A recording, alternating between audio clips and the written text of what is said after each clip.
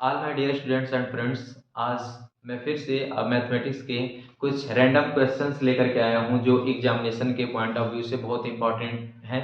और मैं एक चीज़ आपको बताते चलूं, जो भी मैं क्वेश्चन आज मेंशन करने वाला हूं, जो भी रैंडम क्वेश्चन हैं, इनको जो मेंशन करने वाला हूं यहाँ पे, जो आपको समझाने वाला हूं, ये क्वेश्चन परीक्षा के पॉइंट ऑफ व्यू से, कंपटीशन एग्जाम के पॉइंट ऑफ व्यू से बहुत ही इंपॉर्टेंट है। चाहे कोई भी एग्जामिनेशन है, आप जो भी जैसे एसएससी का दे रहे हैं, बैंक का एग्जाम दे रहे हैं, या एनीवन कोई भी क्या बोलते हैं ये पुलिस कांस्टेबल का एग्जाम दे रहे हैं, एसआई का एग्जाम दे रहे हैं, मैथमेटिक्स के जो फंडामेंटल क्वेश्चन होते हैं उन्हीं में से मैं कुछ रैंडम क्वेश्चन लेकर के आया हूं। और एक क्वेश्चन बहुत ही इंपॉर्टेंट है, तो मैं यहाँ पे उन क्वेश्चन को यहाँ पर बताऊंगा, समझाऊंगा, और उम्मीद है कि आप उसे समझेंगे। अगर अगर आपको कोई प्रॉब्लम होती है समझने में, कहीं पर कुछ मिस्टेक होता है, तो आप हमें कमेंट के माध्यम से ज़रूर बता सकते हैं, हम ज़रूर आपका रिस्पॉन्स करेंगे। तो चलिए हम क्वेश्चन को शुरू करते हैं। और महत्वपूर्ण क्वेश्चन कौन है जिनको जान लेना परीक्षा के पॉइंट ऑफ व्यू से बहुत इंपॉर्टेंट है।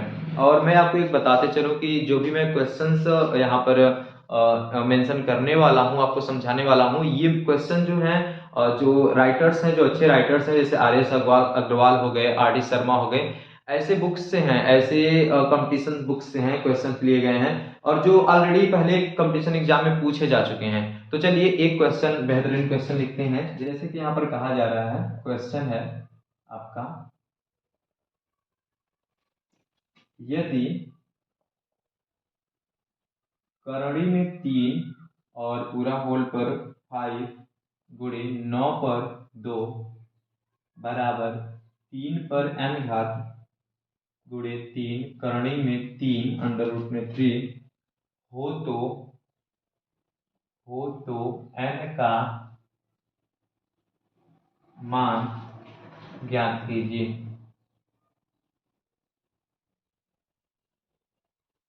ये ऑलरेडी बैंक पीओ के एग्जाम में पूछा जा चुका है और एसएससी के भी एग्जाम में पूछा जा चुका है, इसलिए मुझे लगा कि, और ऐसे कई सारे क्वेश्चन देख रहा हूँ मैं पूछा गया है, तो इसलिए मुझे लगा कि इस क्वेश्चन को बता देना काफी जरूरी होगा और आपके लिए भी काफी इंपॉर्टेंट होगा, इसलिए हमने इस क्वेश्चन को लेकर के आया है। तो चलिए हम सॉल्व करते हैं इस क्वेश्चन को। कैसे सॉल्व करेंगे, तो आपको सबसे पहले घातांक के कुछ नियम अगर पता होंगे तो अच्छी बात है, अगर नहीं पता होंगे तो हमारे इस चैनल पर ही घातांक के नियम, करणी और घात के नियम बताए गए हैं, आप वहां जा करके उन सारे नियमों को एग्जाम्पल सहित समझ सकते हैं, काफी अच्छी आपकी समझ हो जाएगी।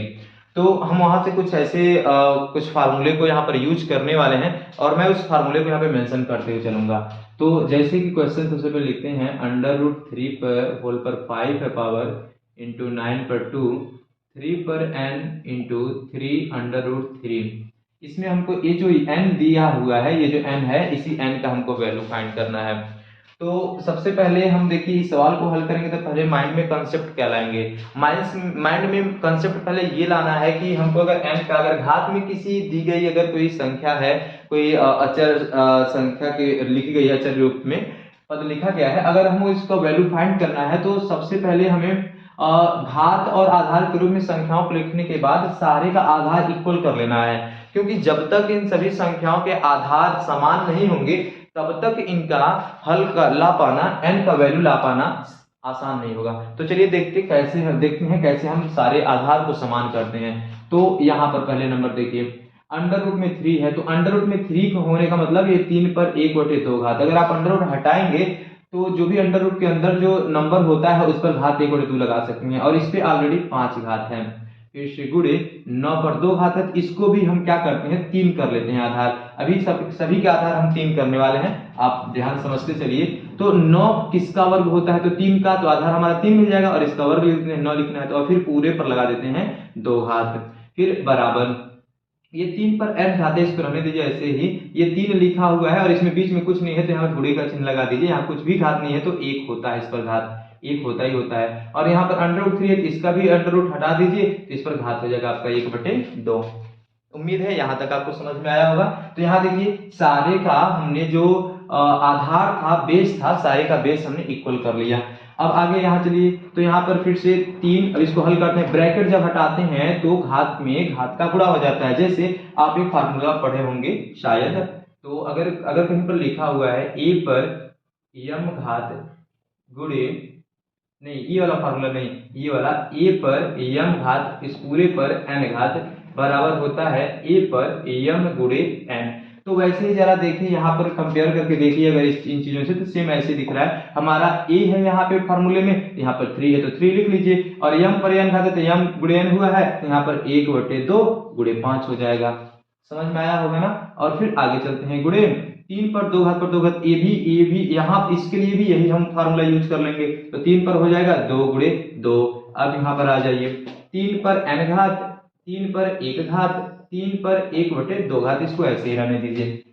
इसको सॉल्व कर लेते हैं, तो 5 का गुणा होगा तो अंश में ही गुणा होगा, तो हो जाएगा 3 पर 5/2 घात गुणे 3 पर 2 का 2 हो जाएगा 4 घात बराबर। यहाँ पर फिर वैसे लिख लीजिए, 3 पर n घात गुणे 3 पर 1 घात गुणे 3 पर 1/2 घात। फिर से आप एक फार्मूला घातांक में पढ़े होंगे, वो फार्मूला क्या होता है, वह होता है a पर m गुणे a पर n। समझिएगा, ये मैं फार्मूला बता रहा हूँ घातांक का एक फार्मूला, उसी के अकॉर्डिंग लगेगा। a पर m गुणे a पर n बराबर होता है a पर m प्लस n। मतलब ये फार्मूला हमें कहता है कि अगर दो घातांकों का आधार बराबर हो और उनका मल्टीप्लाई हो रहा हो तो आधार को लिख लेते हैं और घात को घात में जोड़ लेते हैं, तो वही यहाँ पे किया जाएगा। तो यहाँ देखिए दोनों का आधार समान है, 3 है तो 3 लिख लेंगे, और घात में घात को जोड़ लेंगे तो हो जाएगा 5/2 अधन 4। फिर बराबर इधर अब आ जाइए, यहाँ भी सबका आधार समान है, गुणा हो रहा है तो आधार को 1 कर लीजिए, लिख लीजिए 3, सबका 3 है 3 लिख दीजिए, गुणा हो रहा है सबके घातों को जोड़ लीजिए, तो जाएगा n प्लस 1/2। उम्मीद है समझ में आ रहा होगा आपको। अब आगे चलते हैं, अब देखिए दोनों का आधार जो है, दोनों का आधार समान हो गया। जब आधार समान है, दोनों बराबर के दोनों पक्ष आधार समान है, घात अलग अलग है, तो हम आधार को रिमूव कर देंगे, क्योंकि दोनों के आधार समान हो गए तो आधार रिमूव हो जाएंगे, तो घात के बराबर घात हो जाएगा, तो 5/2 धन 4, और इधर हो जाएगा n प्लस 1/2।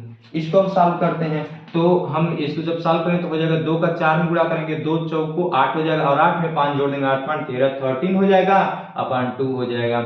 इधर आ जाइए, इधर जब हम सॉल्व करेंगे, चलिए इधर आ जाते हैं। अगर इसको सॉल्व करना चाहें ऐसे तो इधर पहले शॉर्ट में हम सॉल्व करके सीधे आंसर यहाँ लिख लेंगे, पहले इधर सॉल्व कर लेते हैं, तो n प्लस 1/2। तो चलिए इसको हल करते हैं, तो हो जाएगा n प्लस, पहले ऐसे हल करिए, 2 1 जा 2, और 2 में 1 ऐड कर लेंगे, कितना हो जाएगा 3/2। फिर इसको आगे हल कर लीजिए, 2 का n में मल्टीप्लाई कीजिए तो हो जाएगा 2n प्लस 3/2। तो मतलब आया ये कितना, 2n प्लस 3/2। ओके।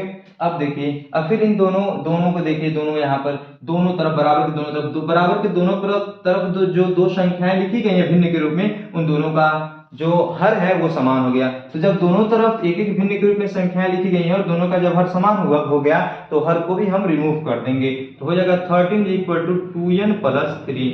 ध्यान रखना है, हमको वैल्यू किसका फाइंड करना है, n का वैल्यू फाइंड करना, तो 3 को हमको 13 की तरफ लाना होगा, तो बचेगा क्या, एक तरफ 2n बचेगा, इधर एक तरफ लिख लेते हैं 2n, और हम 3 को 13 के पास लेकर के आ जाते हैं। यहाँ पर कंफ्यूजन मत होइएगा कि हम पक्ष को, ये नहीं कि हम 2n को इधर लाए हैं, इस पक्ष में लाए हैं, हम उसी पक्ष में, बस पूरे पक्ष को ही हम बदल दे रहे हैं। 2n अगर हम +3 को 13 की तरफ भेजेंगे तो 2n बचेगा ना एक तरफ, तो वही हमारा एक तरफ 2n हो गया।